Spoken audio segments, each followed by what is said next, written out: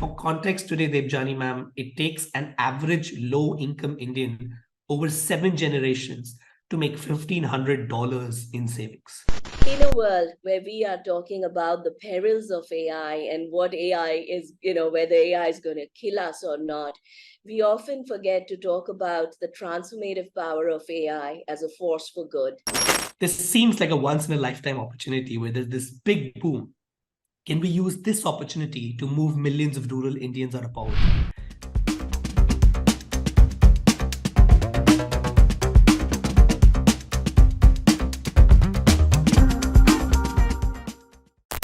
Hey everyone, so welcome to, I think it's the 4th episode of NTLF Conversations, where we talk all things AI.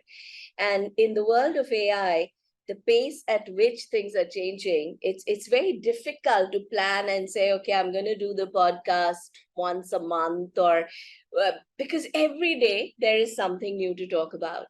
And the reason we are here today is because there is something brilliant to talk about in the field of AI, a very different aspect of AI, which we often don't talk about.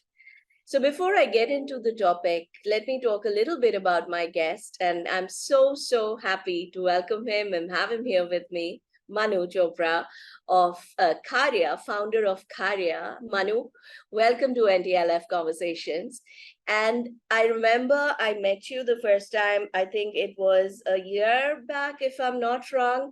And it was in one of those crazy Nasscom events with thousands of people, thousands of startups. It was the Deep Tech Connect, if I'm not wrong. And in all that noise and in all the shouting, you were screaming on top of your voice to make yourself be heard. And you were telling me the story of Karya.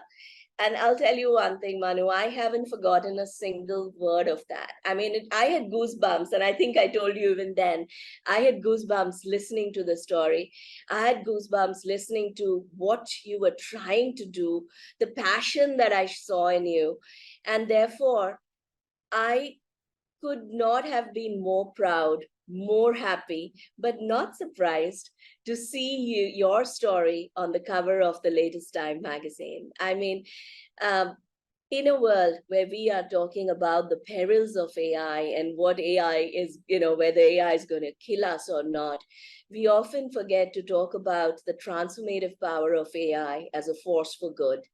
And I'm so glad that your story got not just picked up, but it got told to the entire world. So welcome, Manu, with that. And absolutely thrilled to have you join me today. Thank you so much for this honor, Debjani ma'am. I think you're an incredible inspiration, and I'm such an honor to be here and to talk about our workers, talk about what we're doing in rural India, and just genuinely very grateful for all your help and all your kindness from 1 year ago to now. Thank you so much. Well, you, if I'm not wrong, you've been part of the Nasscom family for a long time. You were one of our Deep Tech cohort members, of Deep Tech Club cohort members. But, before we get into talking about Karya, the lives you're changing, I want to talk a bit about you, if that's okay. Right? From what I have read and what you had told me, you graduated from Stanford and you decided to come back, and not just come back, but you went in, opened a nonprofit while you had an entrepreneurship bug had bitten you hard, but you decided to go and open a nonprofit that would work with AI, but completely in a space that was untouched, rural India.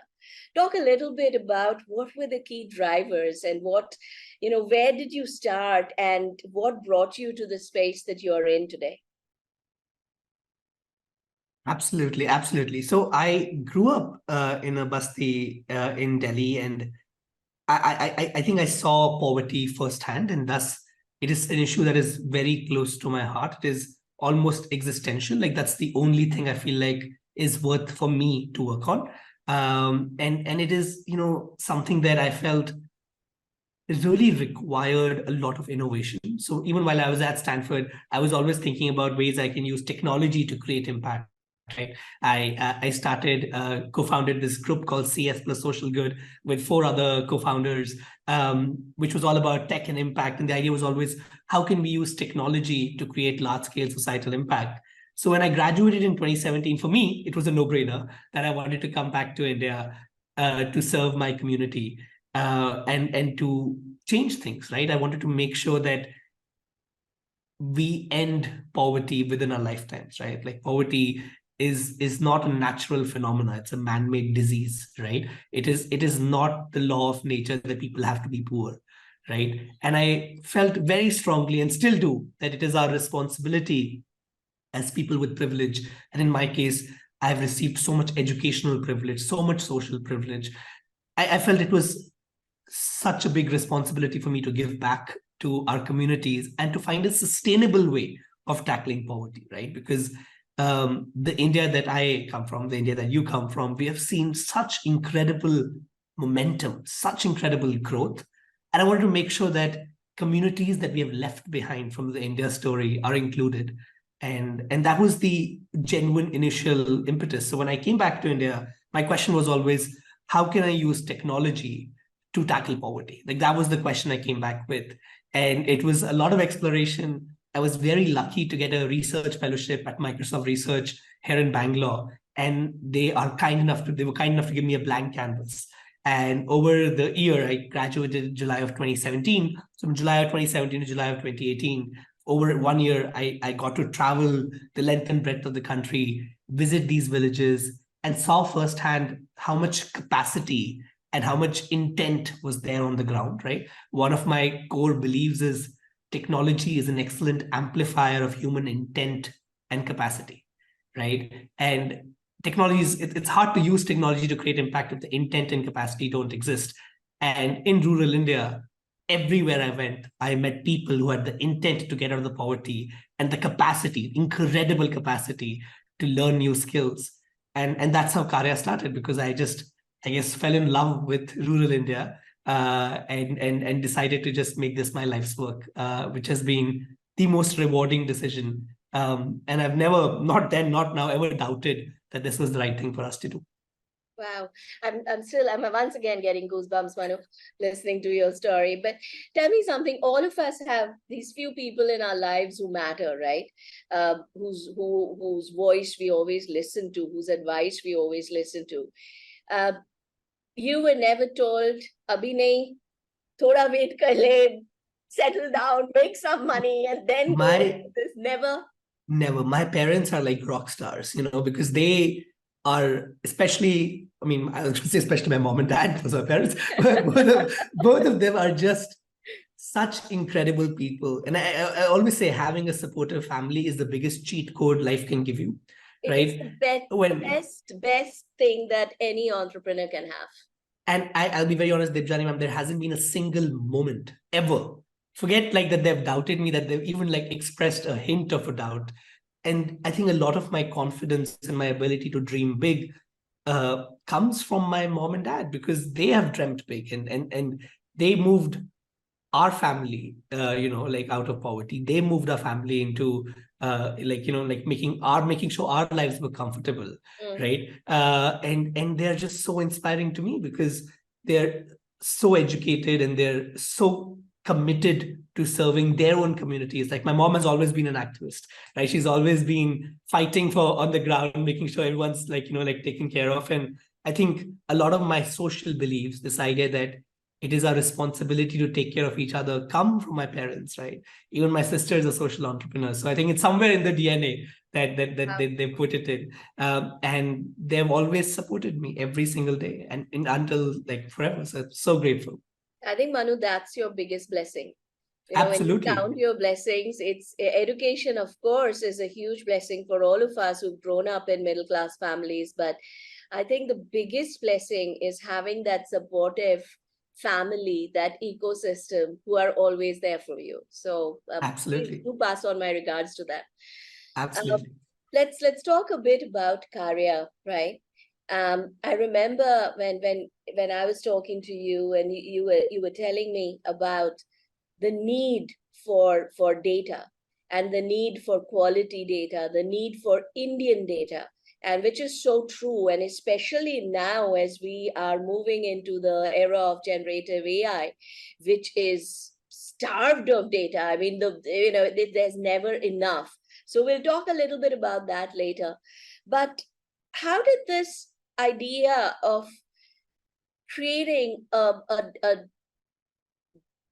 data model in India really come upon? I mean, it is so brilliant. It is just absolute. But why don't you explain the idea first, what Karya does, and then talk a Absolutely. bit about how it came about? Absolutely. So every year, big tech companies like Microsoft, Google, Facebook, companies everyone knows, they spend billions of dollars collecting training data. It's not personal data, training data for their AI models, right? This could include stuff like, oh, I want Siri to be better with Indian accents. So Siri needs to understand and receive millions of hours of Indian English data, let's say, right? It could include data in regional languages. It could include image annotation, video annotation, and text annotation, right? So all of this work, this whole entire industry has existed way before Karya, right? But I think Karya was the right idea at the right place at the right time, because as we started, the AI boom was happening, right? And fundamentally for us, right, like the way I approached Karya is very simple, right?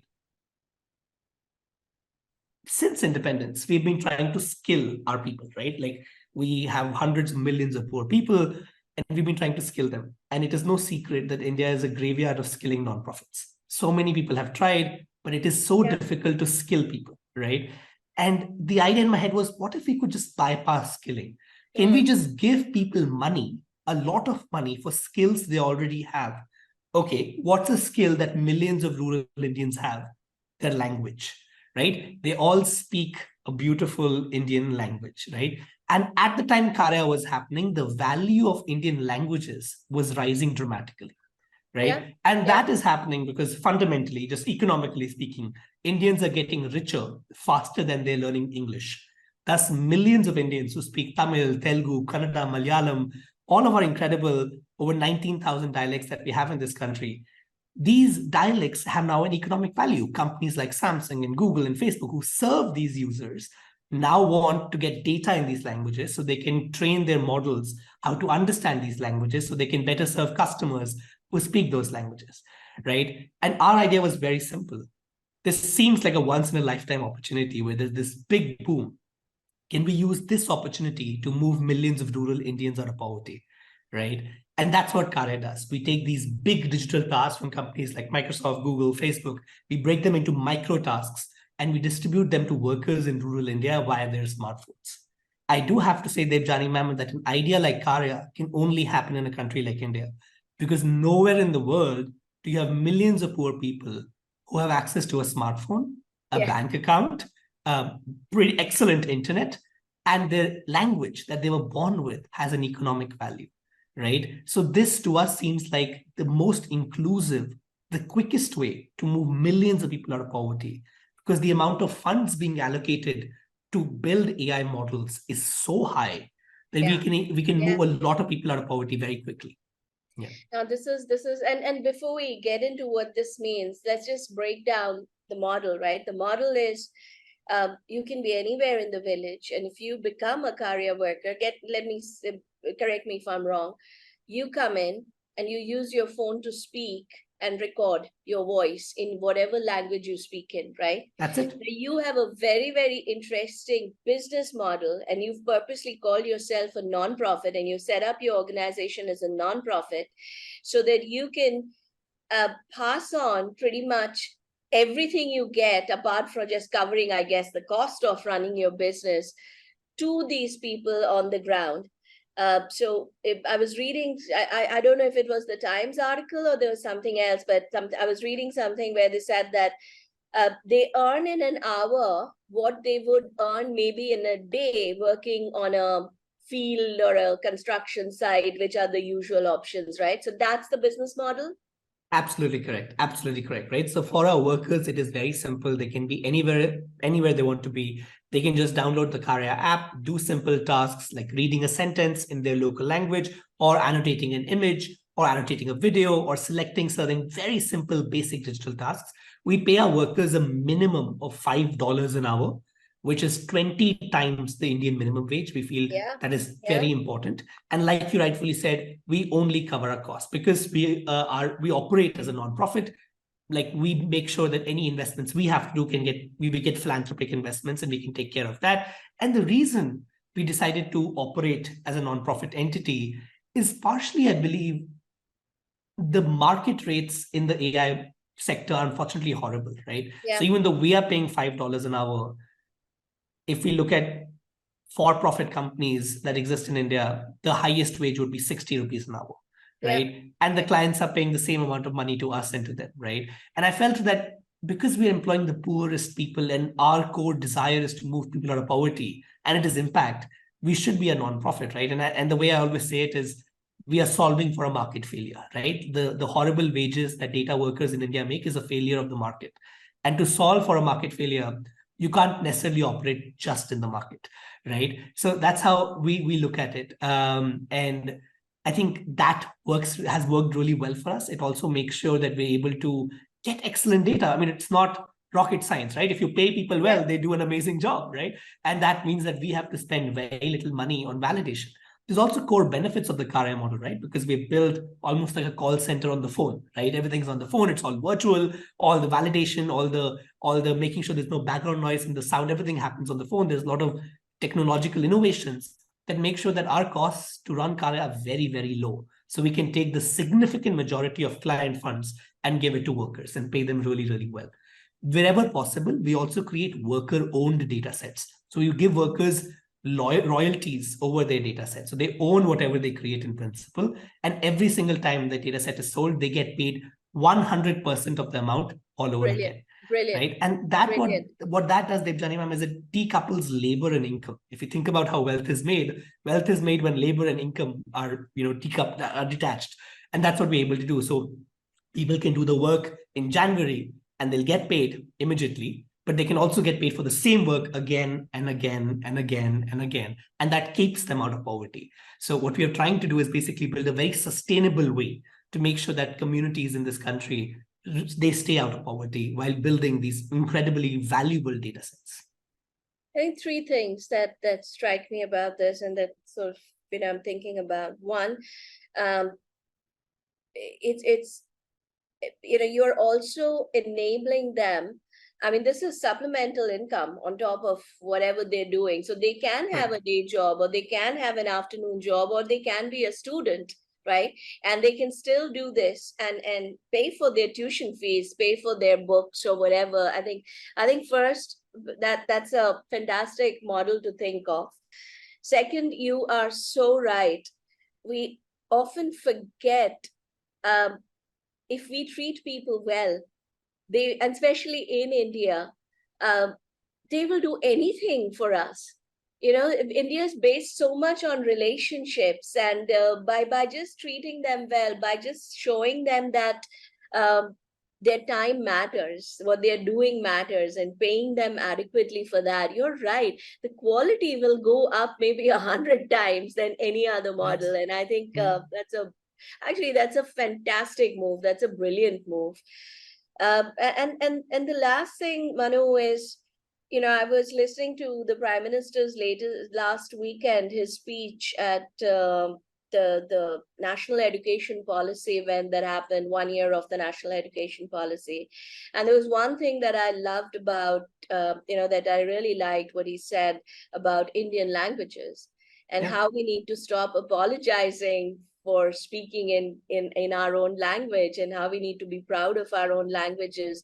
And while today there is so much demand, ideally, and I know there's a lot of demand from big tech, but I think if we embrace our language, this demand knows no boundaries. This demand will just scale. Every company will want to create solutions, models in our own languages. Absolutely. Potential is tremendous. Absolutely, yes. And, on the ground, like people feel so connected to the work because, one of the things that we always hear is, I remember a young girl in Karnataka telling us, I feel the same thing for Kannada as I feel for my parents. Like for me, they're the same, right? And there is such love because in India, language and culture are connected, right? And it is so important that we find ways to digitize these cultural artifacts so we don't lose them, right? So they continue to remain a part of us, right? And I think that we've done a lot of work in doing this with Mundari and tribal languages. And I think it is just significantly important that the tools that you and I are able to use in English are available to every single person in every single language in the country, right? And I think that that is critical. And I think if in the process of doing that, you can like move people who speak that language out of poverty, you create a win-win situation, right? Where not only are you able to make sure that the best content in entrepreneurship and how to build a startup and so many other topics is available in all these regional languages, but in the process of building transformative content, you're also able to move those communities out of poverty and give them a shot at life, right? Fundamentally, money is cushioned from reality, right? The reason I can dream big is I don't have to worry about where my next meal is coming from, right? And when we provide that cushion, we provide those savings to people, it changes everything. For context today, Debjani ma'am, it takes an average low-income Indian over 7 generations to make $1,500 in savings, right? Which is heartbreaking that it takes an average low-income Indian over 200 years to reach $1,500 in savings. And there's many reasons for this. But as we know, how difficult, how big the unemployment crisis is, right? A Karya worker just has to work 1 hour a day to make that same amount in less than a year, right? And I think that idea of using technology to accelerate social mobility, right? We know how much wealth, how much joy, how much opportunity exists in Bangalore, in Hyderabad, in Delhi, in Bombay, in Silicon Valley. And if we can bring those opportunities to some of the poorest villages in India and use that to move them out of poverty, that would be very, very exciting. Every tech leader will always, in a presentation, especially about AI, or on data economy, will have a slide which says data is the new oil and data is money and monetization of data. And I think 60 to 70% will not be able to tell you how. I think you are showing the how. You're bringing the how to life, and which is what is absolutely fantastic. Manu, let's talk a little bit about two things. One, the world of generative AI. It's completely changing how we think about data or how we think about, if I'm not wrong, ChatGPT was created using 500,000 million words, right?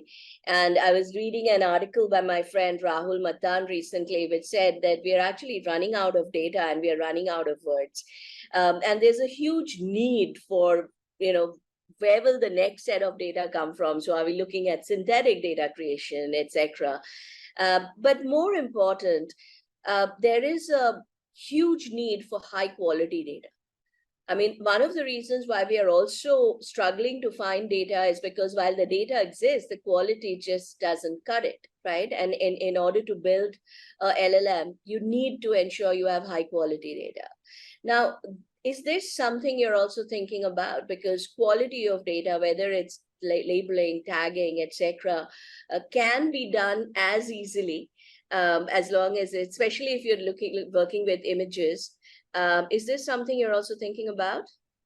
Absolutely, absolutely. So we're doing something very exciting actually with Microsoft, where we're doing RLHF work, reinforcement learning with human feedback, which is really, really exciting. We're doing a small pilot with them to see, can we bring RLHF work, which is the foundation of everything, all the ChatGPT improvements you're seeing, to rural India, right? And I think that's very, very exciting. When we think about future of work and we think of higher paying digital tasks, how can we do that?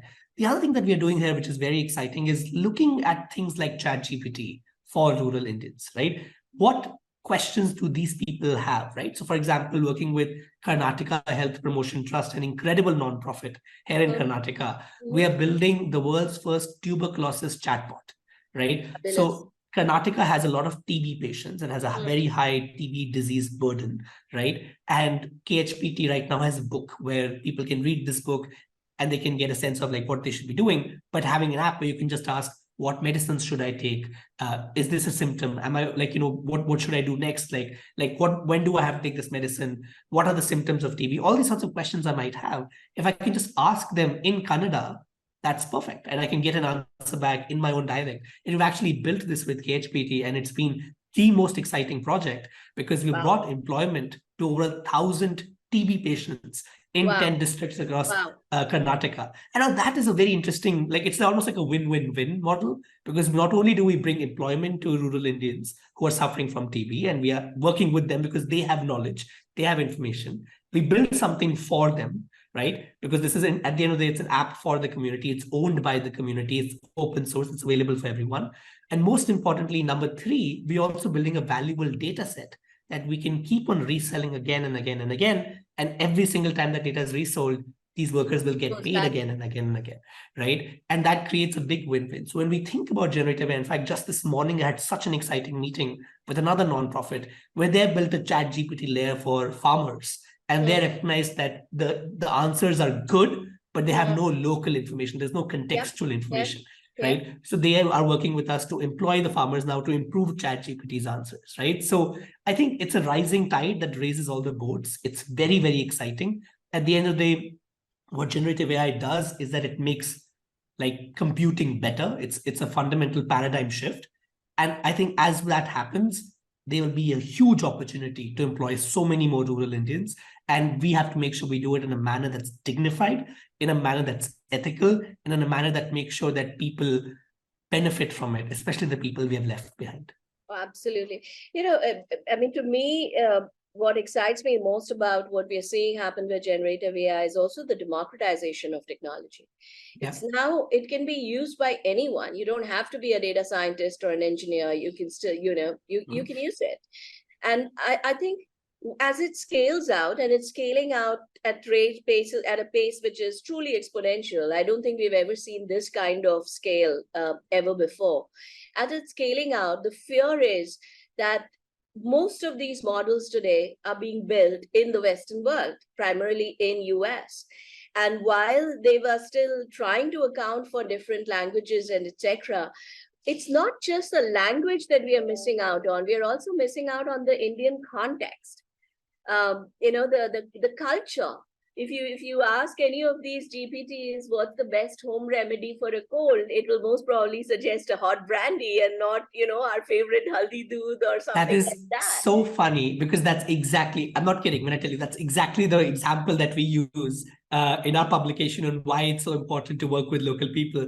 And I use the haldi doodh example because that's an excellent way of describing it. It actually happened. I was recently down with a bad viral fever, and I was seeing what am I missing out, and it was all about brandy and all sorts of, so I think we have to ensure that not just our languages are getting the right representation, but also our culture is not getting left out. Imagine the next few generations are going to grow up using these tools for everything they do. And if they are completely starved of Indian culture, Indian languages, we're going to lose our identity, right? Absolutely. So this is, to me, frankly, this is something I talk a lot about because this is such a huge problem. And the kind of work you're doing, I guess the next question is, how do you get to 100x scale? Absolutely. So that's the goal, right? And I think we are on a mission to move 100 million rural Indians out of poverty by 2030. Manu, that's the number you gave me a year back. That has to go up. That's got to go up. That we'll number has to go up. We'll get more ambitious with time. And, I think it is like, I feel very strongly, right? What we are doing is the quickest way to move people out of poverty, right? Because we're able to pay people significantly high wages than what the rest of the industries are able to pay them in a sustainable manner, right? And even if I look at what we are doing right now, it's a tiny, tiny, tiny portion of the $100 billion pile that exists, right? So our big focus this year is getting more AI clients, bringing more and more of this cutting edge AI work to India so we can give it to rural workers, right? Making India the hotbed for all AI innovation, right? So all of this work, whether it's cutting edge RLHF work, whether it is work in building, new AI models, all of that should happen in India, and it should happen with rural workers in a dignified, in an ethical manner. So we're able to pay them very, very high wages and give them ownership over the data wherever possible. I say wherever possible because it's also important to open source data sometimes. So we do a balance of that so everyone can benefit. And I think that fundamentally, the next step that I feel that's very important is we have to end poverty in our lifetimes, right? Since the day I was born to now, we've heard India is the poorest country in the world. I hate that sentence. I hate that it's true, right? I think we've done such incredible work as a country, and we should be so proud of everything we've achieved, right? We've seen dramatic transformation over the last 2 decades. And I think if we can continue that work, I want poverty to end in this country with my generation. Like, I want my children to be like, oh, we used to have poverty in this country. We didn't know that, right? And I think for that, we all have to work together, right? Which is why I'm so grateful for this opportunity and so grateful for what Nasscom is doing, because this is true nation building, right? And we all have to work together to make sure that no one, genuinely no one, irrespective of their religion, their caste, their creed, their gender, their sexuality, whatever it is, no one should be left behind, right? And we can truly build an inclusive country, an inclusive growth story. And I just love how strongly, and through this conversation, whenever we talked about the Karya model, how strongly you have made dignified labor, fair labor, the compass for everything you do. And it just came out. It came out because I think you mentioned it every time we were talking about Karya and the business model. Manu, what can I say? But may the force continue to be with you. I think the force is very strong with you. You're doing fabulous work. I hope the industry will get to see and will get to recognize what you're doing. And I personally hope and will be talking to a lot of people to make sure that they realize the value of what you are doing and how it can help them while it gets people out of poverty, right? So continue with the great work. I'm sure we will have lots more to talk about. Looking forward to connecting with you soon in person, but thank you for what you do. Thank you so much, Debjani. Thank you so much for what you do. I mean, like, this country is better because of you, and the ecosystem is better because of what you're doing. So thank you so much. Means the world to be here. Thank you. You take care. Thank you so much. Thank you. Thanks a ton.